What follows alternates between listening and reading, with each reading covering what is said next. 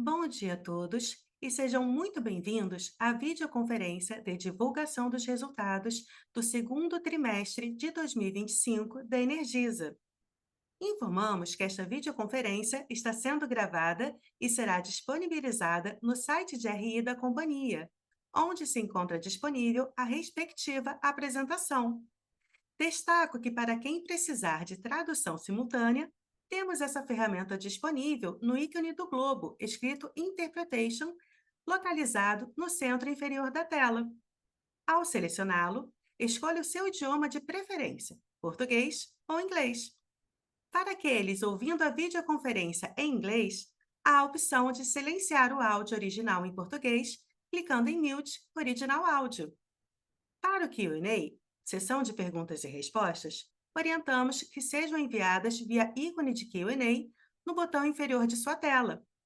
Por padrão da dinâmica, seus nomes serão anunciados para que façam sua pergunta ao vivo. Nesse momento, uma solicitação para ativar seu microfone aparecerá na tela. Considerando que alguns dos palestrantes estão remotos, oscilações ou instabilidades poderão ocorrer na videoconferência, impactando no tempo de resposta, especialmente durante a sessão de perguntas e respostas. Contamos com a sua compreensão. Ressaltamos que as informações contidas nesta apresentação e eventuais declarações que possam ser feitas durante a videoconferência, relativas às perspectivas de negócios, projeções e metas operacionais e financeiras da Energisa, constituem-se em crenças e premissas da administração da companhia, bem como em informações atualmente disponíveis. Considerações futuras não são garantias de desempenho. Elas envolvem riscos, incertezas e premissas, pois se referem a eventos futuros e, portanto, dependem de circunstâncias que podem ou não ocorrer. Investidores devem compreender que condições econômicas gerais, condições de mercado e outros fatores operacionais podem afetar o desempenho futuro da Energisa e conduzir a resultados que diferem materialmente daqueles expressos em tais considerações futuras. Agora, gostaria de passar a palavra para o Maurício Botelho, diretor financeiro e de relações com investidores da companhia, para iniciarmos a nossa apresentação. Maurício, pode prosseguir, por favor. Obrigado, operadora. Agradeço, bom dia a todos, agradeço a presença nessa apresentação dos resultados do segundo trimestre de 25. Participam comigo nessa teleconferência alguns dos nossos vice-presidentes, diretores, além do time de relações com investidores. Como de praxe, por gentileza, estejam atentos aqui ao aviso que está nesse slide antes de qualquer tomada de decisão de investimento na companhia. Vamos para o próximo slide. Nesse slide, eu gostaria de apontar alguns destaques do resultado do segundo trimestre. Vou começar aqui pela eficiência e gestão de custos. Complementamos mais um trimestre com redução de custos. Apresentamos no trimestre um decréscimo de 2,8% no PMSO consolidado. Isso foi impulsionado aqui pelo bom resultado aqui da distribuição de energia elétrica, e o EBITDA recorrente evoluiu aqui 21,6%, totalizou 1,94 bilhão de reais. O lucro líquido ajustado recorrente fechou o trimestre em 440 milhões e representou um crescimento de mais de 32%. Entre os destaques por segmento, a distribuição de energia elétrica seguiu aqui na mesma tendência aqui de controle de custos, né, com a evolução do PMSO abaixo da inflação. No caso aqui, o segmento teve um crescimento de 3,9%. A evolução nas vendas de energia, em que pesa aqui a alta base de comparação do ano passado, a redução nas perdas de energia elétrica, que atingimos aqui os menores índices históricos, os reajustes tarifários positivos que nós tivemos no trimestre, em contraste com os reajustes negativos que nós tivemos no segundo trimestre do ano passado, tudo isso contribuiu para uma boa evolução do EBITDA recorrente no segmento de distribuição, que totalizou aqui 1,7 bilhão nesse trimestre e representou quase 25% aqui de incremento.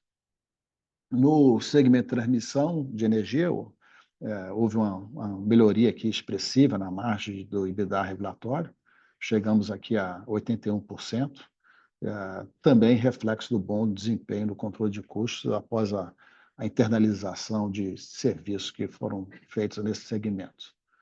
No segmento de distribuição de gás, eu destaco aqui a conclusão do processo de revisão tarifária da S-Gás, crescimento de 57% na margem, e os investimentos que no trimestre foram 9% maiores, né, quando comparado com o segundo trimestre de 24, e em relação a 6 meses, foram 46% a mais.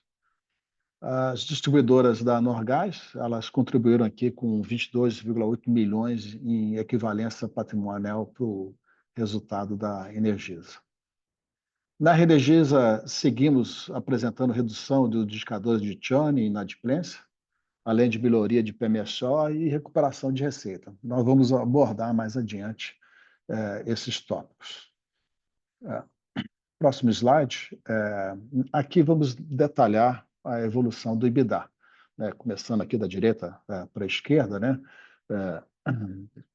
O contábil fechou em 2,2 bilhões de reais, aí faz-se os ajustes não caixa e não recorrentes, que somaram 233 bilhões no trimestre, e aí chegamos ao EBITDA ajustado recorrente de 1,94 bilhão, que significa um crescimento de 345 milhões quando comparado com o mesmo período do ano passado.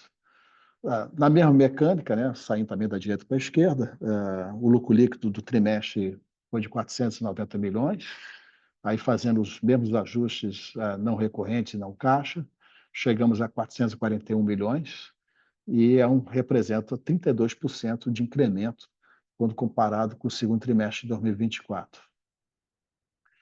Destaco também aqui as despesas financeiras líquidas, foram de quase 1 bilhão, um crescimento expressivo, 141% em relação ao segundo trimestre do ano passado. Aí é explicado principalmente por aumento do saldo da dívida e do custo médio da dívida, né? Passou aí a ser 14,4% aqui em 2025, contra 11,3% em 2024.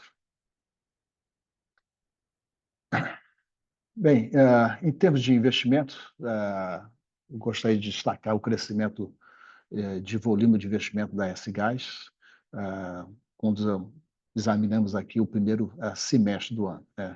Esses investimentos foram focados principalmente em obras de expansão urbana e saturação, construção de ramais e conexão de novos usuários, além da expansão de redes. No segmento de biogás, esse aumento que aparece aqui na tela, ele se deve à proximidade da conclusão da construção da planta da Agric, que está prevista aqui para o próximo trimestre, né? A redução do investimento no segmento de transmissão se deve pela conclusão dos projetos de transmissão da Energisa Tocantins 2, Energisa Amapá e parte do Energisa Amazonas. Movendo aqui para falar um pouco sobre a gestão de endividamento, a gente conseguiu manter o patamar de dívida líquida e EBITDA ajustado em 3,2 vezes, comparando o primeiro trimestre com o segundo. Aqui vale uma ressalva aqui, que em final de 24, passamos a contabilizar os créditos GD atribuídos aos consumidores, né? Então, teve um impacto lá no último trimestre de 24, né, que é um impacto, no momento, ele é um efeito não caixa, né? Se a gente fizer esse mesmo cálculo, nós estaríamos em 3 vezes aqui, tá? Retirando esse efeito. Eu queria também destacar aqui, nesse trimestre, a melhoria do perfil da dívida, né? Tivemos aqui uma redução do custo médio da dívida, né, a despeito da elevação aqui da taxa de juros. Quer dizer, então, em relação a um percentual de CDI mais eficiente. Vamos falar um pouco de distribuição, no segmento de distribuição, além do destaque do controle de custos, que já mencionei no início da apresentação. Vamos aqui destacar questões das perdas, né? Registramos nesse trimestre o menor nível histórico de perdas totais e abaixo do nível regulatório após 5 trimestres. Em relação aos limites regulatórios, vale mencionar aqui que a ANEEL aprovou mudanças na metodologia de cálculo de perda não técnica regulatória, e ela aumentou esse patamar em limites mais favoráveis, porque começou a aplicar os percentuais sobre o mercado medido, em vez de mercado faturado, e ajustando aqui os efeitos da energia compensada da micro e mini geração distribuída. E aí essa regra vale a partir dos processos tarifários de cada distribuidor. Então, no caso, nós tivemos Mato Grosso do Sul e Sergipe, que passaram reajustes agora em abril, então já estão aplicando essa nova metodologia. Eu gostaria também de mencionar aqui uma substancial redução, foram 2,2 pontos percentuais nas perdas da Energisa Rondônia nos últimos 2 meses e está chegando próximo do patamar regulatório. Praticamente falta 1 ponto percentual para chegar. Nos indicadores operacionais de DEC/FEC, seguimos com ótima performance, temos alguns recordes históricos em alguma distribuidora. É o caso de Tocantins e Rondônia, atingiram os melhores níveis nesses 2 indicadores, e a Energisa Paraíba conseguiu o melhor resultado da série histórica no DEC. Outro item é a taxa de arrecadação, consolidado 12 meses, chegamos aqui a 96,98%, é o melhor desempenho histórico do segundo trimestre. Aí, mudando aqui para o item regulatório, né, as distribuidoras Mato Grosso do Sul e Paraíba já passaram pelo crivo do regulador para a renovação das concessões, e esse processo já foi encaminhado para o Ministério de Minas e Energia. A Energisa Sergipe e Mato Grosso ainda aguardam apreciação por parte da diretoria da ANEEL, uma vez que seja pautado pelo diretor relator. Assim, a nossa expectativa é que esses processos devem estar prontos aí já no mês de setembro, tá? Bem, falando um pouco aqui das vendas de energia elétrica no segmento de distribuição, ela ficou estável aqui perante o mesmo período. Entretanto, quando a gente se considera que o mercado não faturado, houve até uma evolução aqui positiva, foi 2,1% no trimestre e 1% no semestre. Um dos fatores que a gente analisa aqui é a questão de temperatura, né? Nós tivemos um ano aqui, temperaturas mais amenas, comparado com 2024, que foi afetado aqui por ondas de calor e sequenciais, né? E tinha o efeito aqui do El Niño, né? Neste ano, 60% dos dias tiveram médias acima da temperatura média, né? Em 2024, esse mesmo indicador, foram 80% dos dias estiveram acima da média. Vamos aqui falar da transmissão. O nosso portfólio ele conta aqui com 13 concessões, RAP de 975 milhões, 43 milhões de receita de fibra ótica. Em termos financeiros, nós já mencionamos aí a melhoria de PMSO e a melhoria de margem, né, que chegou aí a 81,6%. E queria também comentar aqui alguns avanços operacionais nesse segmento. Obtivemos aqui liberação da licença da operação da linha de transmissão Lechuga-Tarumã. Ela faz parte do projeto Energisa Amazonas. Hoje nós estamos com uma RAP deste projeto aprovada de 54% total. A primeira fase ela tem um prazo estabelecido máximo da ANEEL de março de 2026, e aí nós vamos ter direito a 86% da RAP. E o prazo desse projeto como um todo, ele termina lá em março de 2030. Na Energisa Maranhão, a gente obteve o benefício fiscal do REID, e na Energisa Amazonas 2, concluímos aqui a montagem das torres de transmissão. Obviamente, seguimos na mesma toada de antecipação, de entrada de projetos, como já fizemos em outras ocasiões, né. Vamos falar agora da Reenergisa, o segmento de distribuição, geração distribuída, eh, ela que é o mais representativo. Eh, Tivemos aqui algumas melhorias, de indicadores operacionais. As vendas porta a porta crescendo 32% no comparativo, entre trimestres. Reduzimos o churn em 40%, passou de 4,9% para 2,8%, aí reforçando a fidelização da base dos clientes, né. E a inadimplência também caiu 40%, refletindo aqui uma carteira, mais saudável. No Mercado Livre, no segundo trimestre, o faturamento com energia cresceu aí 58,6%, aí justificado pelo esforço de prospecção de novos clientes e pelas movimentações de estratégia de trading.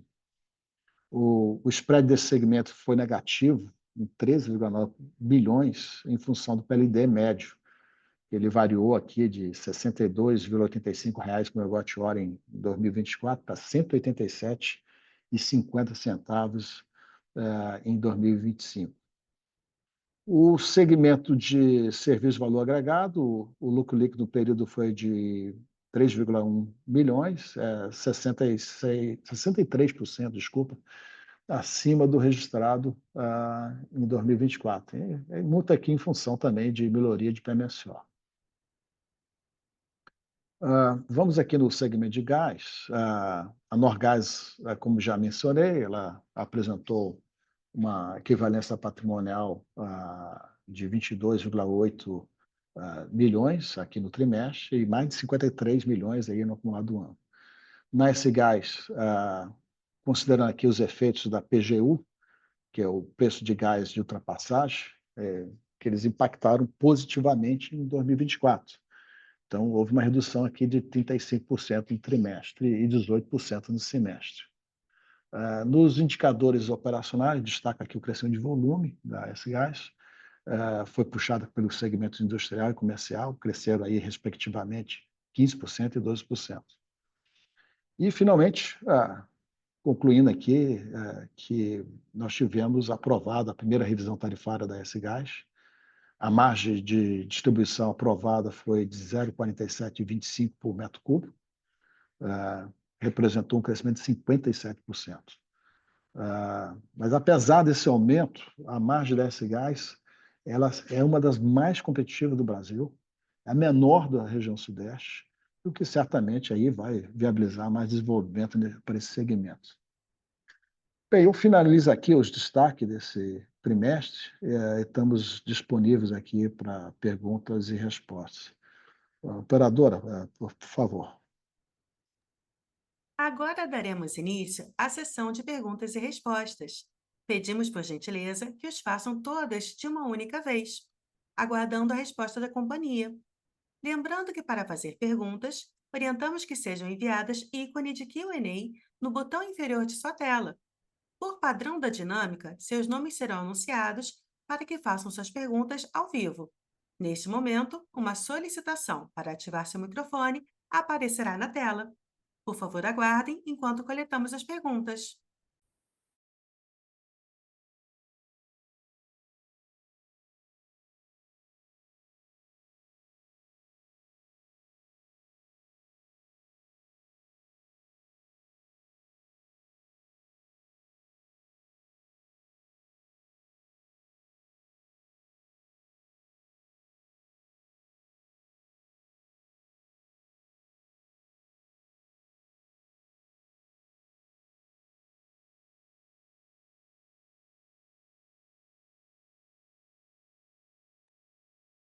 Nossa primeira pergunta é do Daniel Travitsky, analista seu site do Safra.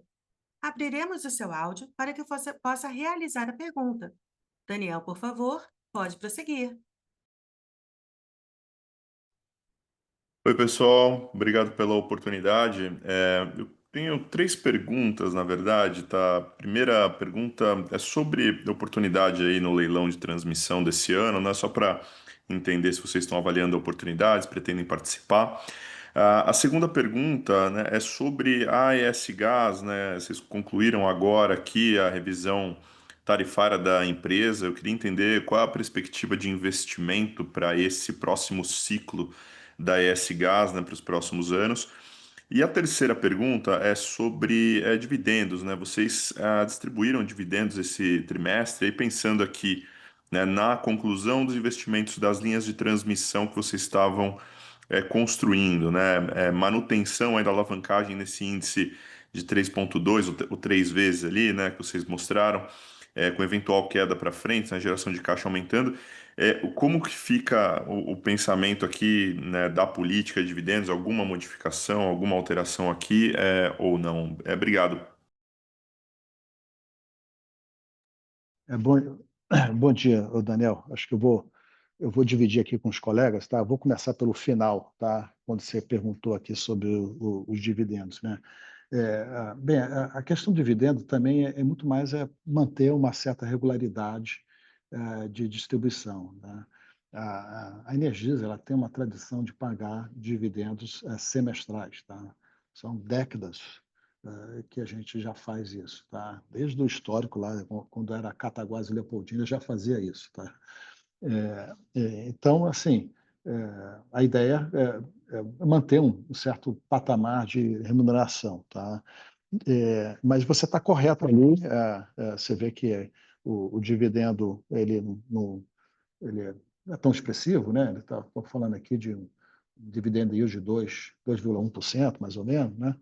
É, a gente está visando ser um pouco mais conservador, manutenção aqui da alavancagem, né? E não tem mudança na política, não, tá? Nossa política ela continua com aquele limite um payout de entre 35% e 50%. Então, ele é ajustado no final do ano. Agora, nesse semestre, né, se você fizer a conta, ela vai dar um payout de uns 44%, mais ou menos. Tá? Mas chega lá na frente, nós vamos decidir se mantemos o mesmo patamar ou decresce para o mínimo, que é o 35%, ou próximo de 50%. Vamos ver lá na frente. De fato, vamos dizer, os reajustes tarifários, notadamente Mato Grosso, Mato Grosso do Sul e Sergipe, né, que foram bem positivos esse ano, em contraste que foi altamente negativo lá no ano passado, em função do GPM, né? Então, ele ajudou aqui no trimestre, ele não está refletindo totalmente o impacto no trimestre, né, porque são reajustes em meados de abril, Sergipe é mais para o final de abril, então o efeito está mais adiante. E nós temos aí as revisões de Tocantins, que vieram boas também, né? Temos aí a Paraíba, por vir agora em agosto. Então, eu tô com uma perspectiva de melhoria aqui da geração de caixa. Tá? Vou responder agora sobre o leilão de transmissão. Tá? Nós não estamos pensando nesse leilão, não. Tá? Ele é um leilão menor, né? E acho que o momento atual aí, de alta taxa de juros aqui faz aqui refletir um pouco aqui sobre a necessidade aqui de expansão nesse segmento, tá? Sobre esse gás, eu vou passar para o Fábio Bertolo, que está remoto. Você pode responder, Fábio? Claro, Maurício. Daniel, bom dia. Obrigado pela pergunta. O ciclo se inicia agora em agosto de 25 e vai até julho de 2030, então ele não respeita no calendário, tá ok? E os investimentos totais, eles fecham 930 milhões de reais, sendo que quase metade desses investimentos consideram expansão de mercado em municípios em que a gente já tem rede. Outros 30% é para interiorização de novos municípios, os corredores sustentáveis e as plantas de biometano, e aproximadamente 20% a gente está falando de digitalização, 20 não, 30% digitalização e o suporte à operação sustentável, tá? E mais importante do que isso é que as nossas obrigações elas não são necessariamente financeiras e sim físicas. Isso envolve aproximadamente a construção de 500 quilômetros de rede, que basicamente é dobrar a quantidade de redes que a gente tem hoje, a conexão de 90 mil clientes, tá? Dentre esses 30 indústrias, então é dobrar o número de clientes e aumentar em 50% o número de indústrias nesse período, atender 22 novos pontos de abastecimento rápido, focando na frota pesada, na conversão de diesel por gás natural na frota pesada, nos corredores sustentáveis, e eliminar 900 mil toneladas de CO2 por ano com esse plano. Legal, pessoal. Muito obrigado.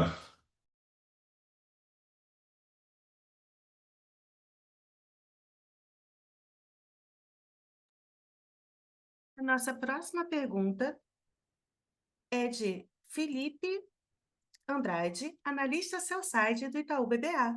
Felipe, por favor, pode prosseguir.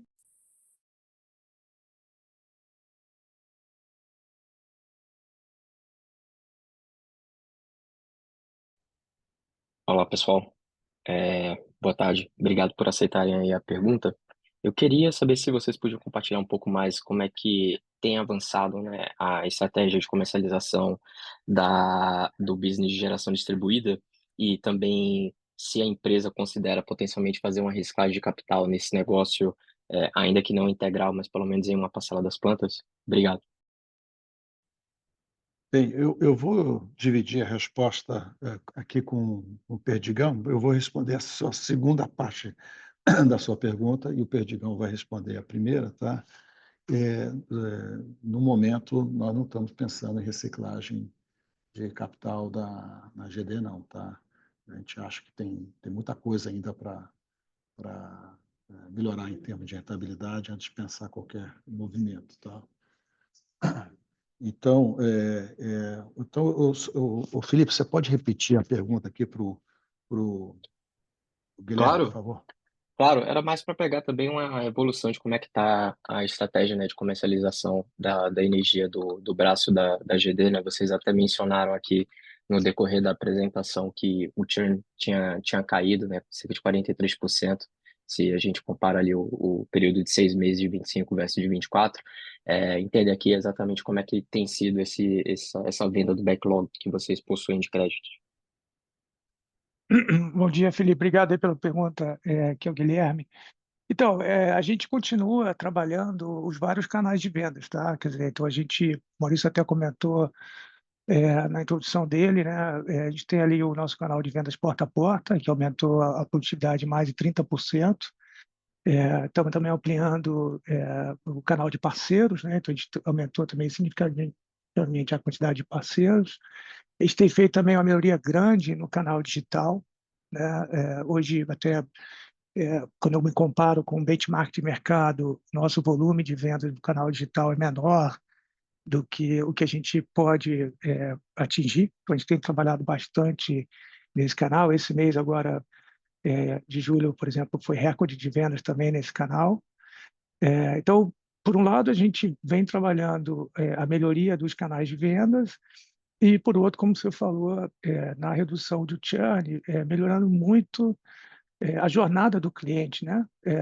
Ali depois que a gente consegue fazer a venda no pós-venda, né? Então, a gente fez uma série de intervenções, desde o primeiro momento, quando o cliente passa a fazer parte, né, do nosso processo, até também a inadimplência, que o Maurício menciona, que também ajuda a reduzir o churn, né? Então, trabalhando tanto na ponta da comercialização quanto na redução do churn, o que a gente tem visto nos últimos meses é o aumento no saldo positivo, né? Entre a venda que a gente faz e aquelas que a gente acaba perdendo através do churn. Então, mês passado, por exemplo, foi o recorde nosso nos últimos 18 meses desses saldos totais de vendas. Perfeito. Muito obrigado, pessoal.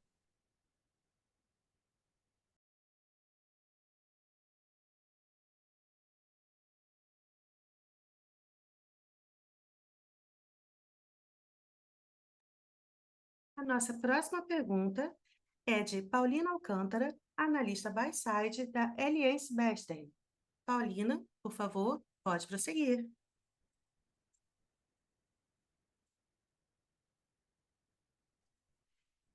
Good morning. I just have two questions about the gas distribution business. So I understand that volume increased by roughly 16% year over year. Could you please talk about what drove the decrease in gross margin and in EBITDA margin, or like in EBITDA generally speaking? And the second question is also related to this business. I understand that the investment increased by 9%. Could you talk about what the objective of those investments are? Like, are you hoping to have those investments result in higher margins, or is it more driven towards increasing revenue by reaching more customers? Thanks.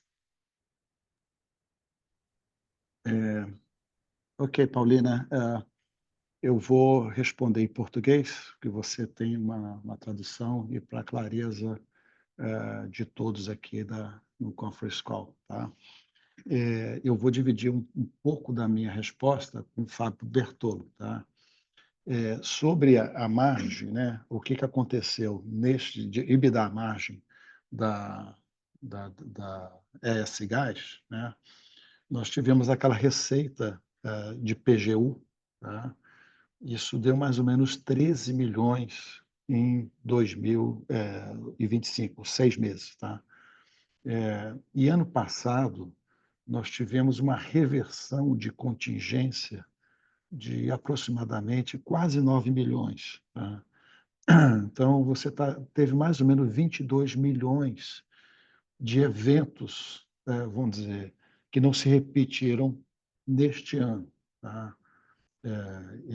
Praticamente ele explica aí a redução da margem de EBITDA. A margem de EBITDA caiu aí menos do que isso, tá?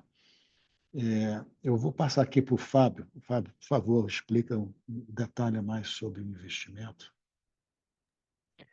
Tá ok, Maurício. Olá, Pauline. Eu também vou seguir em português, tá? Os investimentos que a gente tem feito estão principalmente concentrados em expansão de mercado e principalmente no que a gente chama do mercado urbano, que é o mercado residencial e o mercado comercial. Esses dois mercados, eles têm uma margem unitária que chegam a ser 10 vezes maior do que o mercado industrial. Tá? Então, ele tem, como é uma última milha, ele tem uma remuneração melhor. Então, esse tem sido, não é uma questão de escolha, só de escolha, porque à medida que aparecem clientes industriais, a gente vai conectando também, mas é uma questão de buscar mercados que também são mais atrativos.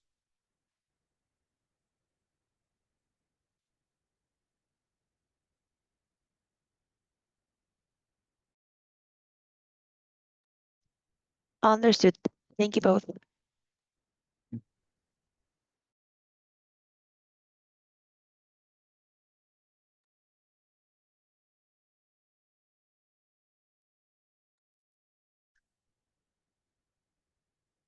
Acabou, então?